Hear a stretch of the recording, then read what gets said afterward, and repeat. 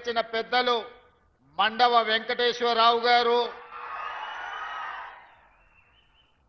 అదేవిధంగా రాష్ట్ర మహిళా కమిషన్ చైర్పర్సన్ నేరెళ్ల శారద గారు, మిత్రులు కార్పొరేషన్ చైర్మన్ మాజీ శాసనసభ్యులు మాజీ విప్ ఎరావత్ అనిల్ గారు, కార్పొరేషన్ చైర్పర్సన్ మిత్రులు మోహన్ రెడ్డి గారు, వేదిక మీద ఉన్న ఇతర ప్రముఖ నాయకులు, వివిధ గ్రామాల నుంచి నిజామాబాద్ రూరల్ శాసనసభ నియోజకవర్గం నుంచి ఇక్కడికి విచ్చేసిన వేలాది మంది కాంగ్రెస్ పార్టీ కార్యకర్తలకు, ముఖ్యంగా మా ఆడబిడ్డలకు ముందు వరుసలో ఉండి మా ఆడబిడ్డలు ఈరోజు ఇక్కడ అందరూ హాజరయ్యి, అదేవిధంగా కాంగ్రెస్ పార్టీ జిల్లా అధ్యక్షులు నాగేష్ రెడ్డి గారు అందరూ కలిసి ఇంత బ్రహ్మాండమైన కార్యక్రమాన్ని ఏర్పాటు చేసి ఈరోజు నిజామాబాద్ మున్సిపల్ కార్పొరేషనే కాదు 7 మున్సిపాలిటీలలో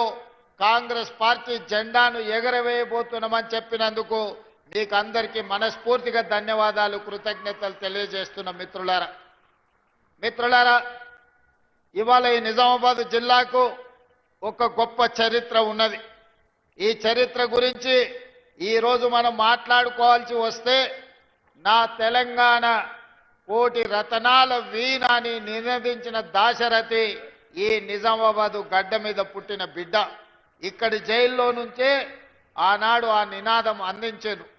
ఈరోజు ఈ జిల్లా నాయకత్వాన్ని చూస్తే ధర్మపురి శ్రీనివాస్ గారు కావచ్చు, సంతోష్ రెడ్డి గారు కావచ్చు, అరుగుల రాజారాం గారు కావచ్చు, తొలి తెలంగాణ ఉద్యమంలో ఆడబిడ్డలకు బంగారం అంటే ఎంతో మక్కువ, కానీ 69 తెలంగాణ ఉద్యమంలో తన సొంత బంగారాన్నే ఉద్యమానికి దానం చేసిన సదా లక్ష్మి గారు ఈ జిల్లా నుంచే నాయకత్వం వహించారు. ఈ జిల్లా అభివృద్ధిలో భాగస్వాములైన పెద్దలు మండవ వెంకటేశ్వరరావు గారు ఈ ప్రాంత ప్రజలందరికీ సుపరిచితులు. నిజామాబాద్ జిల్లా నుంచి నీతి నిజాయితీ కలిగిన నాయకుల పేర్లు చెప్పండి అనంటే మండవ వెంకటేశ్వరరావు గారు, సుదర్శన్ రెడ్డి గారు లాంటి వాళ్ళు ఈ జిల్లా నుంచి నాయకత్వం వహించి ఎన్నో సంవత్సరాలు మంత్రులుగా పనిచేసిన మచ్చలేని నాయకులుగా పనిచేసిన నాయకత్వాన్ని ఈ జిల్లా ప్రజలు మనకు అందించడం జరిగింది. ఈ నేపథ్యంలో ఈనాడు జరగబోతున్న మున్సిపల్ ఎన్నికలకు సంబంధించి ఈరోజు విలక్షణమైన తీర్పు ఇవ్వాల్సిందిగా నిజామాబాద్ జిల్లా ప్రజల్ని నేను కోరుకుంటున్నా.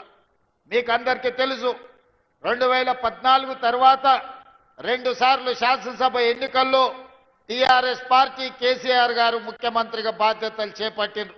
అదేవిధంగా జాతీయ స్థాయిలో జరిగిన పార్లమెంట్ ఎన్నికల్లో 3 సార్లు నరేంద్ర మోడీ గారు ప్రధానమంత్రిగా బాధ్యతలు చేపట్టిండ్రు.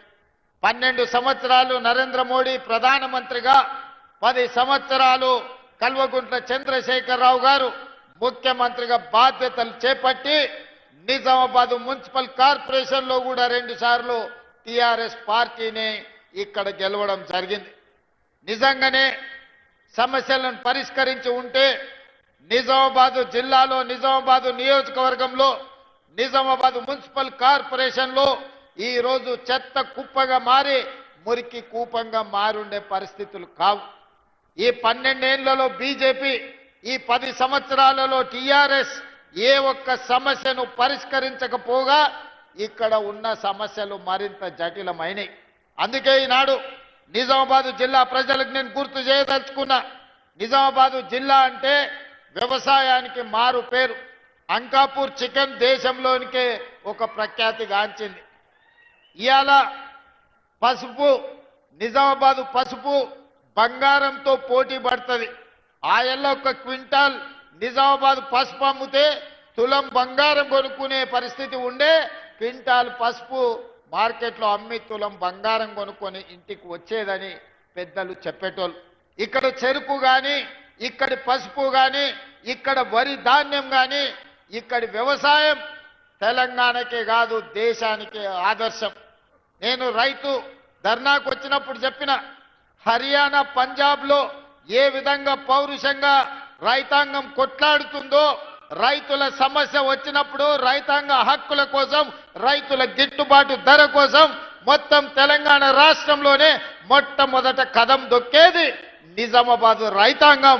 ఇక్కడి రైతుల్లో ఉన్న చైతన్యం, ఇక్కడ రైతుల్లో ఉన్న పట్టుదల పోరాటం దేశానికి ఆదర్శం. అందుకే ఈనాడు